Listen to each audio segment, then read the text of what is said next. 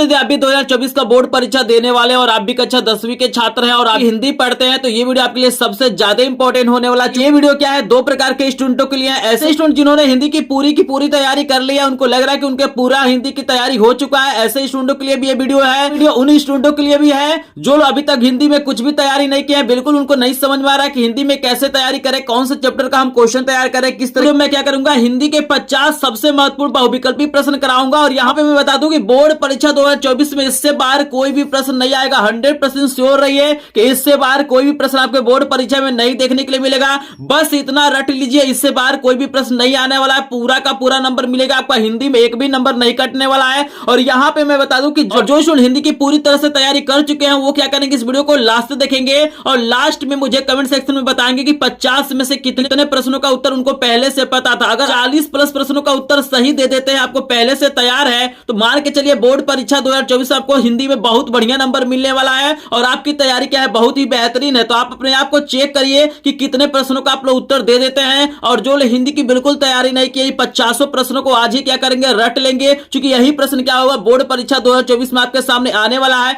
एक एक प्रश्न बताऊंगा, चाहे हिंदी गद्य का प्रश्न हो, पद्य का प्रश्न हो, चाहे व्याकरण का प्रश्न हो, इससे बाहर कोई भी प्रश्न नहीं आएगा। बस वीडियो को लास्ट देखिएगा। तो इस वीडियो को स्टार्ट करते हैं। तो यहाँ पे देखिए सबसे पहला जो आपको प्रश्न दिया गया है बहुत ही ज्यादा इंपॉर्टेंट है, हर साल बोर्ड परीक्षा में पूछा जाता है और इस बार ये प्रश्न आपको देखने के लिए मिलेगा बोर्ड परीक्षा में। प्रश्न कह रहा है चिंतामणि निबंध संग्रह है, आपको बताना है जो चिंतामणि रचना है वो किसका है, आचार्य रामचंद्र शुक्ल का है, महावीर प्रसाद द्विवेदी का है, यशपाल का है या जैनेन्द्र कुमार का है। तो आप सभी को याद रखना है ना, ये जो चिंतामणि रचना है आचार्य रामचंद्र शुक्ल का है, तो यहाँ पे कवल ऑप्शन बिल्कुल करेक्ट हो जाएगा। आई होप आपको समझ में आ रहा होगा। यहाँ आप देख सकते हैं 2 नंबर का बहुत ही ज्यादा इंपॉर्टेंट आपको प्रश्न दिया गया है कि कलम का सिपाही कृति है, आपको बताना है कि जो कलम का सिपाही रचना है वो किसका रचना है, वृंदावन लाल वर्मा का है, अमृत राय का है, गुलाब राय का है या मुंशी प्रेमचंद्र का है। तो आप सभी को याद रखना है कि कलम का सिपाही जो रचना है अमृत राय की रचना है, तो यहाँ पे खवल ऑप्शन बिल्कुल करेक्ट हो जाएगा। आई होप आपको समझ में आ रहा होगा। यहाँ पे 3 नंबर का प्रश्न देख सकते हैं, बोर्ड परीक्षा 2024 के लिए बहुत ही ज्यादा इंपॉर्टेंट प्रश्न है। प्रश्न नंबर 3 को बिल्कुल आपको नहीं भूलना है क्योंकि 100% ये प्रश्न आपके बोर्ड परीक्षा में आएगा।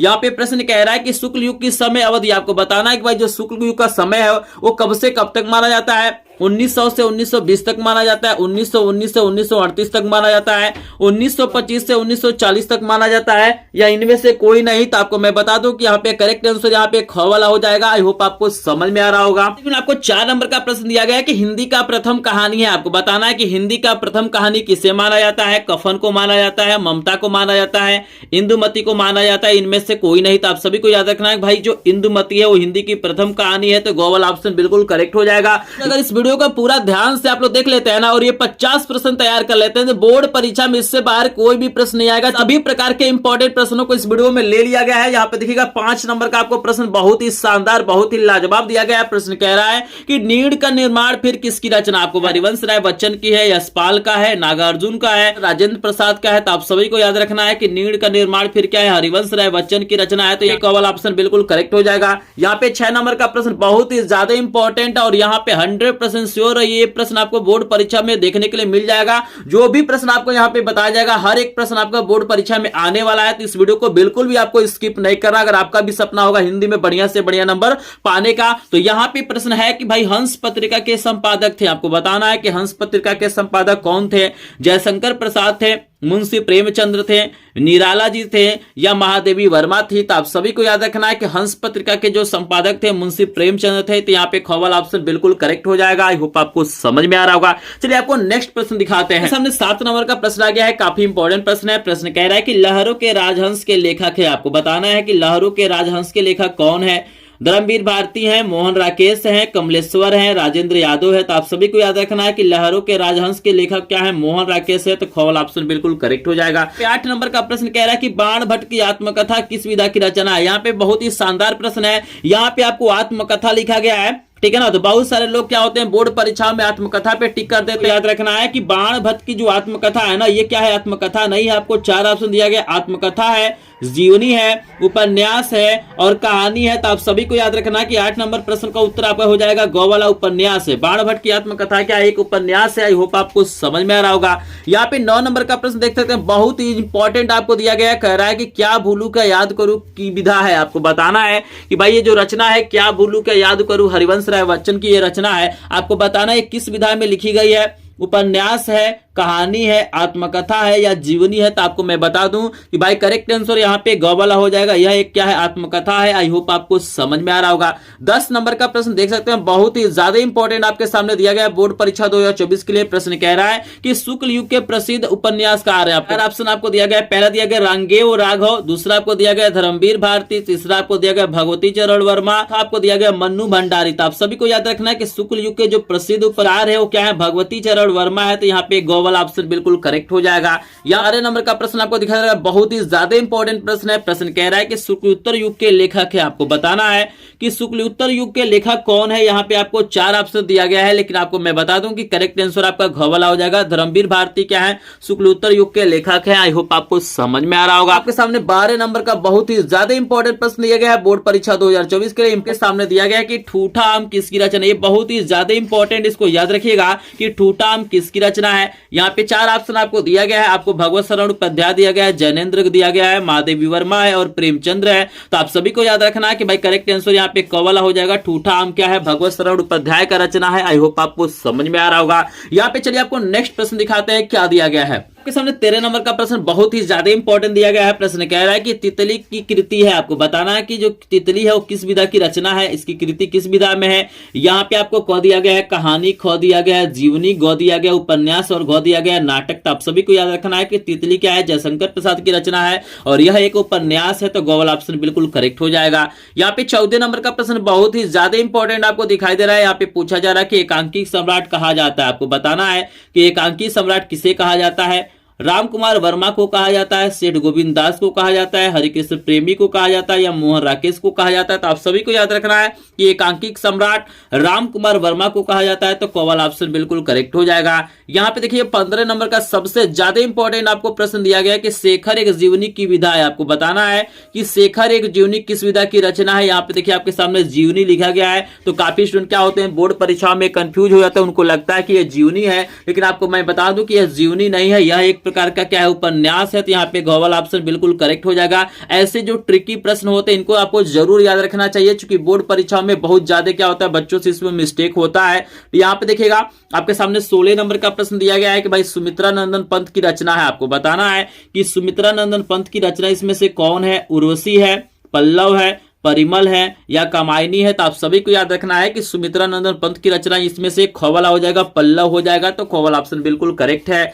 ये आप देख सकते हैं 7 नंबर का प्रश्न बहुत ही ज्यादा इंपॉर्टेंट दिया गया 2024 के लिए। बहुत ही ज्यादा इंपॉर्टेंट प्रश्न दिया गया है भाई, तार सप्तक का प्रकाशन वर्ष। आपको बताना है कि तार सप्तक का प्रकाशन कब किया गया था। सन 1953 में किया गया था, 1943 में किया गया था, 1945 में किया गया था या 1919 में किया गया था। तो आप सभी को याद रखना है कि करेक्ट आंसर यहाँ पे ख वाला हो जाएगा। सन 1943 में क्या हुआ था, तार सप्तक का प्रकाशन किया गया था। आई होप आपको समझ में आ रहा होगा। आपके सामने 18 नंबर का प्रश्न आ गया, बहुत ही ज्यादा इंपॉर्टेंट प्रश्न आपको दिया गया कि कौन सी रचना सुमित्रा नंदन पंत की। आपको बताना है इसमें से कौन सी ऐसी रचना है जो सुमित्रा नंदन पंत की है। तो आपको मैं बता दूं यहाँ पे 4 ऑप्शन दिया गया है। पहला आपको वांसु दिया गया है, दूसरा आपको छड़ता दिया गया है, तीसरा आपको सबल दिया गया है और यहाँ पे चौथा आपको चिदम्बरा दिया गया है। सभी को मैं बता दूं कि यहाँ पे करेक्ट आंसर डी वाला हो जाएगा, चिदम्बरा नंदन पंत की रचना है। आई होप आपको समझ में आ रहा होगा। चलिए आपको नेक्स्ट प्रश्न कराते हैं। आपके सामने 19 नंबर का प्रश्न दिखाया गया। प्रश्न कह रहा है कि भूषण किस युग के कवि। आपको बताना है कि जो भूषण जी है वो किस युग के कवि हैं, आदिकाल के हैं, रीतिकाल के हैं, भक्ति काल के हैं या आधुनिक काल के हैं। तो आप सभी को याद रखना है कि भूषण जी क्या है, रीतिकाल के कवि है। तो यहाँ पे ख वाला ऑप्शन बिल्कुल करेक्ट हो जाएगा। यहाँ पे 20 नंबर का प्रश्न बहुत ही ज्यादा इंपॉर्टेंट है, 100% बोर्ड परीक्षा में ये प्रश्न आपसे पूछा जाएगा। प्रश्न कह रहा है कि रामचंद्रिका किसकी रचना। ये बहुत ही ज्यादा इंपॉर्टेंट रचना है, हर साल पूछा जाता है, तो इसको जरूर तैयार करिएगा। यहाँ पे आपको 4 ऑप्शन दिया गया है। पहला आपको दिया गया है भूषण, दूसरा आपको दिया गया बिहारी, तीसरा आपको दिया गया सूरदास, तो चौथा आपको दिया गया केशवदास। तो आप सभी को याद रखना है कि भाई रामचंद्र का क्या है, केशवदास की रचना है। तो यहाँ पे ग वाला ऑप्शन बिल्कुल करेक्ट हो जाएगा। आई होप आपको समझ में आ रहा होगा। 20 प्रश्न आपको करा दिया। अगर आपको यहाँ पे 15 प्लस प्रश्नों का उत्तर पहले से पता था तो मान के चलिए आपकी तैयारी बहुत बेहतरीन है। अगर आपको 15 प्लस प्रश्नों का उत्तर पहले से नहीं पता था तो इस प्रश्नों को आप लोग जरूर तैयार करिएगा, क्योंकि यही प्रश्न है जो बोर्ड परीक्षा में आपसे पूछे जाएंगे। तो मुझे कमेंट सेक्शन में कमेंट भी कर दीजिए कि आपको 20 में से कितने प्रश्नों का उत्तर पहले से पता था। अगर आपने हमारे वीडियो को लाइक नहीं किया है तो प्लीज वीडियो को लाइक कर देंगे। चैनल पे पहली बार आए होंगे तो चैनल को सब्सक्राइब करेंगे। चैनल पे सिर्फ इंपॉर्टेंट प्रश्न बताए जाते हैं जो बोर्ड परीक्षाओं में 100% आते हैं। तो चलिए आपके सामने 21 नंबर का प्रश्न लेके आते हैं। बहुत ही ज्यादा इंपॉर्टेंट प्रश्न आपके सामने 21 नंबर का दिया गया है।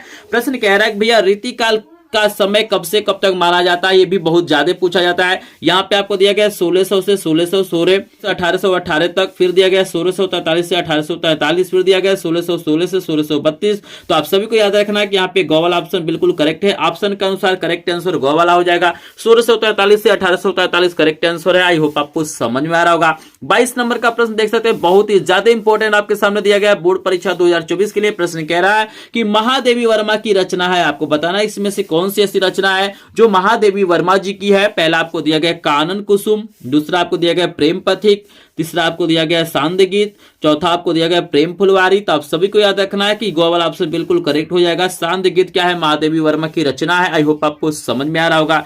यहाँ पे देखिए 23 नंबर का प्रश्न और भी ज्यादा इंपॉर्टेंट आपके सामने दिया गया है। यहाँ पे प्रश्न कह रहा है कि चिदम्बरा किसकी रचना। ये तो बहुत ही इंपॉर्टेंट प्रश्न है, इसको बिल्कुल याद कर लीजिएगा, क्योंकि यही प्रश्न क्या होगा बोर्ड परीक्षा में आपसे पूछा जाएगा कि चिदम्बरा किसकी रचना है। यहाँ पे 4 ऑप्शन आपको दिया गया है। पहला दिया गया रामकुमार वर्मा, दूसरा आपको दिया गया श्रीधर पाठक, तीसरा आपको दिया गया सुमित्रानंदन पंत और चौथा आपको दिया गया है प्रेमचंद। तो यहाँ पे मैं बता दूं कि जो चिदम्बरा रचना है ये सबसे ज्यादा इंपॉर्टेंट है और इसके जो रचयिता है सुमित्रानंदन पंत है। तो यहाँ पे गो वाला ऑप्शन बिल्कुल करेक्ट हो जाएगा, इसको याद रखना है। यहाँ पे 24 नंबर का प्रश्न देख सकते हैं, बहुत ही शानदार बहुत ही लाजवाब प्रश्न आपको दिया गया बोर्ड परीक्षा 2024 के लिए। प्रश्न कह रहा है कि साकेत किस युग की रचना है। भाई देखिएगा, आपसे पूछ सकता है कि साकेत किसकी रचना है, या आपसे पूछ सकता है कि साकेत किस युग की रचना है। तो यहाँ पे आपको 4 ऑप्शन दिया गया है। आपको भारतेंदु युग दिया गया है, द्विवेदी युग दिया गया है, प्रगतिवादी युग दिया गया है और छायावादी युग दिया गया है। लेकिन करेक्ट आंसर यहाँ पे ख वाला हो जाएगा, द्विवेदी युग की रचना है। आई होप आपको समझ में आ रहा होगा। तो नेक्स्ट प्रश्न दिखाते हैं। देखिए आपके सामने 25 नंबर का बहुत ही ज्यादा इंपॉर्टेंट प्रश्न आपको दिखाया जाएगा। प्रश्न कह रहा है कि प्रिय प्रवास के रचनाकार। आपको बताना है कि जो सबसे फेमस रचना है प्रिय प्रवास, उसके रचनाकार कौन है। मैथिली शरण गुप्त है,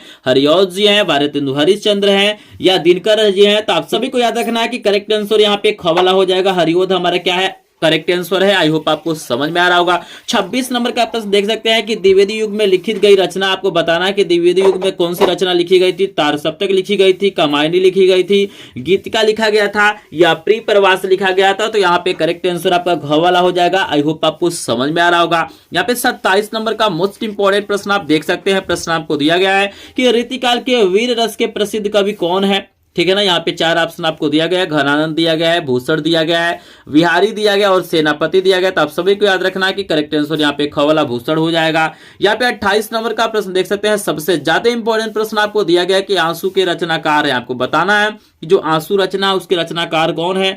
महादेवी वर्मा है, तुलसीदास जी है, जयशंकर प्रसाद है, मैथिली शरण गुप्त है। तो याद रखिएगा कि जो आंसू रचना है जयशंकर प्रसाद का है। तो गो वाला ऑप्शन बिल्कुल करेक्ट हो जाएगा। 29 नंबर का बहुत ही ज्यादा इंपॉर्टेंट प्रश्न आपको दिया गया। प्रश्न कह रहा है कि हिंदी का प्रथम महाकाव्य किसे माना जाता है।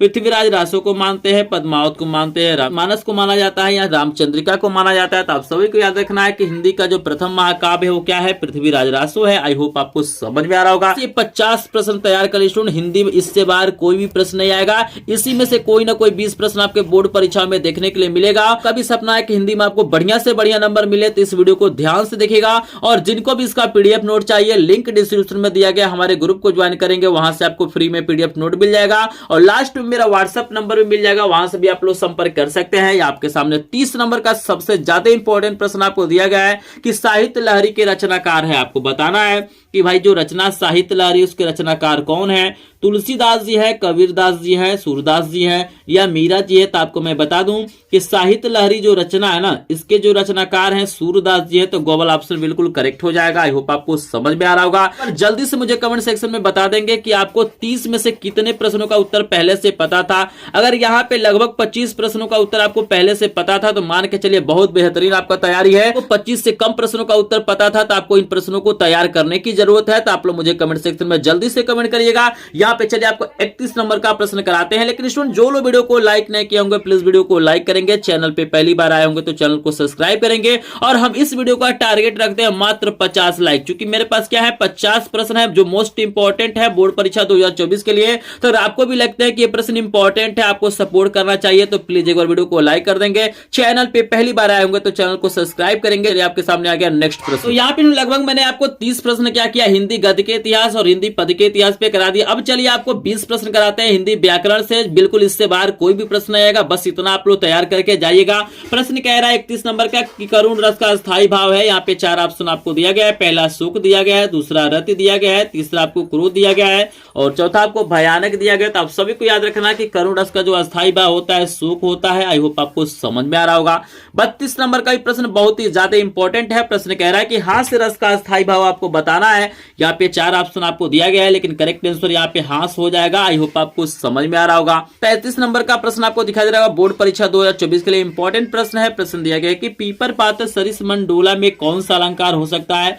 उपमा अलंकार हो सकता है, रूपक अलंकार हो सकता है, उत्प्रेक्षा अलंकार हो सकता है या श्लेष अलंकार हो सकता है। तो आप सभी को याद रखना है भाई पीपर पात्र सरिस मंडोला में क्या होगा, उपमा अलंकार होगा। तो कॉल ऑप्शन बिल्कुल करेक्ट हो जाएगा। यहाँ आप देखिएगा 34 नंबर का प्रश्न भी बहुत ही ज्यादा इंपॉर्टेंट आपको दिया गया। प्रश्न कह रहा है कि मनहु मानो जनु जानू आदि वाचक शब्द किस अलंकार में प्रयोग किए जाते हैं। ठीक है ना, यहाँ पे 4 ऑप्शन दिया गया, उत्प्रेक्षा है, रूपक है, उपमा और यमक है। तो आप सभी को याद रखना है कि करेक्ट आंसर यहाँ पे कवला हो जाएगा। उत्प्रेक्षा अलंकार में चीजें आपको देखने के लिए मिलती हैं। यहाँ पे 35 नंबर का प्रश्न आपको दिया गया, देख सकते हैं कि रोला छंद के प्रत्येक चरण में कितनी मात्राएं होती हैं। ठीक है ना, यहाँ पे बताना है कि भाई जो रोला छंद होता है उसके प्रत्येक चरण में कितनी मात्राएं होती हैं। 16 मात्राएं होती हैं, 20 मात्राएं होती हैं, 24 होती है, 28 होती है। तो आप सभी को याद रखना है कि करेक्ट आंसर यहाँ पे गवाला हो जाएगा। रोला छंद के प्रत्येक चरण में 20 मात्राएं होती हैं। आई होप आपको समझ में आ रहा होगा। यहाँ पे चलिए आपको कराते हैं 36 नंबर का प्रश्न। लेकिन वीडियो को लाइक नहीं किया है तो प्लीज वीडियो को लाइक कर देंगे, क्योंकि यहाँ पे 36 प्रश्न आपको मैं कराने जा रहा हूँ, लेकिन अभी तक आपने 36 लाइक कंप्लीट नहीं किया। क्योंकि आपका लाइक से सब्सक्राइब हमारा क्या होता है, मोटिवेशन है। इसीलिए हम लोग बोलते हैं कि वीडियो को लाइक कर दीजिए, चैनल को सब्सक्राइब करिए। बाकी आपसे कुछ नहीं मांगा जाता है, बस आपका सपोर्ट चाहिए। जितना ही आप लोग सपोर्ट करते हैं उतना ही मोटिवेशन आता है और हम लोग बढ़िया से बढ़िया वीडियो आपको प्रोवाइड करने की कोशिश करते हैं। तो चलिए आपको कराते हैं 36 नंबर का प्रश्न। आपके सामने 36 नंबर का प्रश्न आ गया है। प्रश्न कह रहा है कि सोठा छंद में कितने चरण होते हैं। आपको बताना है कि सोठा छंद में कितने चरण होते हैं। 2 चरण होते हैं, 4 चरण होते हैं, 6 चरण होते हैं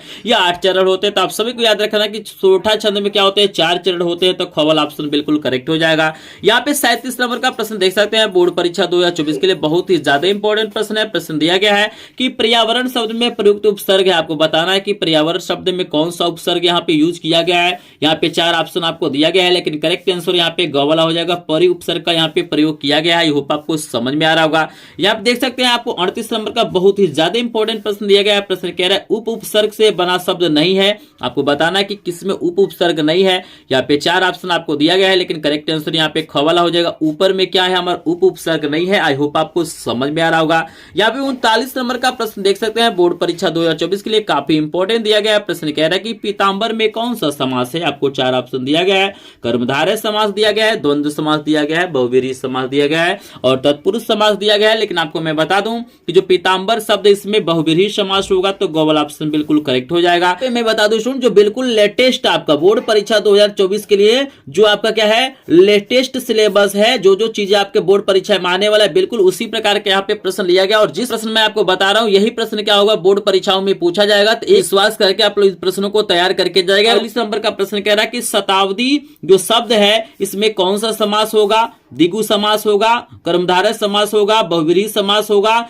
या द्वंद्व समास होगा। तो आप सभी को याद रखना कि यहाँ पे क्या होगा, द्विगु समास होगा। तो कवल ऑप्शन बिल्कुल करेक्ट है। यहाँ पे देखिए 41 नंबर का प्रश्न आपके बोर्ड परीक्षा में पूछा जाएगा कि भाई खीर का तत्सम रूप आपको बताना है। यहाँ पे 4 ऑप्शन दिया गया है, लेकिन करेक्ट आंसर यहाँ पे क्या हो जाएगा, खवाला हो जाएगा। आई होप आपको समझ में आ रहा होगा। यहाँ पे 41 प्रश्न मैंने करा दिया, लेकिन अभी तक आपने क्या किया, इस वीडियो को सपोर्ट नहीं किया है तो प्लीज जो लोग लाइक नहीं किए होंगे लाइक कर देंगे। चैनल पे नए हो चैनल को सब्सक्राइब करेंगे और अपने फ्रेंड फ्रेंड के साथ भी शेयर करेंगे ताकि उनको भी हिंदी में अच्छे से अच्छे नंबर मिल सके। आपके सामने आ गया 42 नंबर का प्रश्न। सामने 42 नंबर का प्रश्न बहुत ही ज्यादा इंपॉर्टेंट आया है। प्रश्न कह रहा है कि सूरज का तत्सम रूप आपको बताना है। यहाँ पे 4 ऑप्शन आपको दिया गया है, लेकिन करेक्ट आंसर यहाँ पे क वाला हो जाएगा। सूरज का तत्सम रूप आपका सूर्य हो जाएगा। आई होप आपको समझ में आ रहा होगा।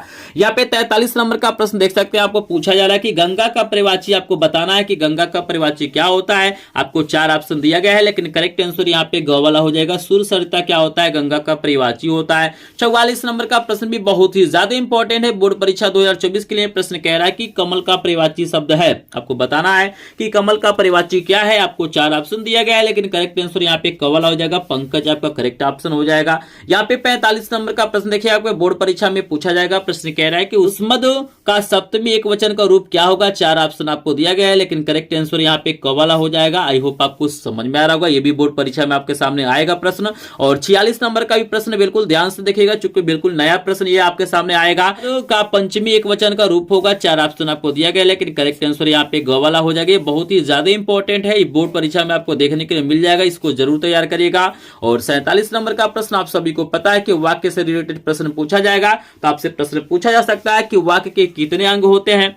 3 अंग होते हैं, 2 अंग होते हैं, 4 अंग होते हैं या 5 अंग होते हैं। तो आप सभी को मैं बता दूं कि वाक्य क्या क्या होते हैं। 2 अंग होते हैं, तो ख वाला ऑप्शन बिल्कुल करेक्ट हो जाएगा। वो 48 नंबर का प्रश्न दिखाते हैं। देखिए आपके सामने 48 नंबर का प्रश्न आया है कि रचना के आधार पर वाक्य के कितने भेद होते हैं। 3 भेद होते हैं, 4 भेद होते हैं, 5 भेद होते हैं या 7 भेद होते हैं। तो आप सभी को याद रखना है कि रचना के आधार पे जो वाक्य के भेद होते हैं ना, वो क्या होते हैं, 3 होते हैं। तो यहाँ पे हमारा करेक्ट आंसर क वाला हो जाएगा। आई होप आपको समझ में आ रहा होगा। किसी भी प्रश्न में अगर आपको डाउट लगता है या अगर मैंने किसी प्रश्न का उत्तर गलत बता दिया होगा तो आप लोग मुझे माफ करिएगा। और कमेंट सेक्शन में क्या करेंगे, सही आंसर आप लोग कमेंट करेंगे, ठीक है ना। कोशिश किया आपको सही आंसर बताने के लिए, लेकिन मिस्टेक किसी से भी हो सकता है। तो अगर गलती होगा तो आप लोग जरूर बताइएगा। यहाँ पे 49 नंबर का प्रश्न आपको तैयार करना है कि वाच्य प्रयोग के कितने भेद। आपको बताना है कि वाच्य प्रयोग के कितने भेद हैं। 3 भेद हैं, 4 भेद है, 5 भेद है या 7 भेद है। तो करेक्ट आंसर यहाँ पे क वाला हो जाएगा। 3 भेद होते हैं। वाच्य से रिलेटेड आपसे प्रश्न पूछा जाएगा। आई होप आपको समझ में आ रहा होगा। यहाँ पे देखिए 50 नंबर का प्रश्न आपको बहुत ही ज्यादा इंपॉर्टेंट दिया गया है,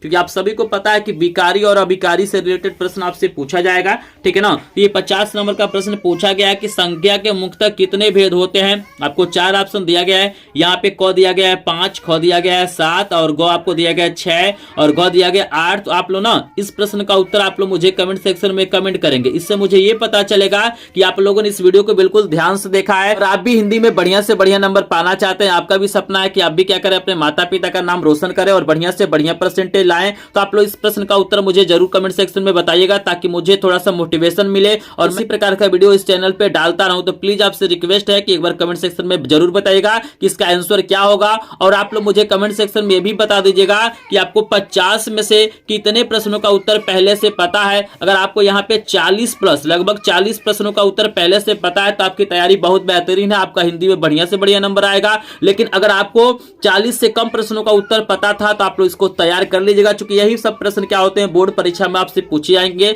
और ऐसा वीडियो आपको किसी भी यूट्यूब चैनल पे नहीं देखने के लिए मिलेगा। हिंदी का 2 वायरल पेपर दिखाई दे रहा हो, इसको क्लिक करके देखिएगा। हिंदी में आपको 70 में 70 नंबर पाने से कोई नहीं रोक सकता है। तो चलिए आपसे मिलता है नेक्स्ट वीडियो में। तक के लिए आप सभी का धन्यवाद।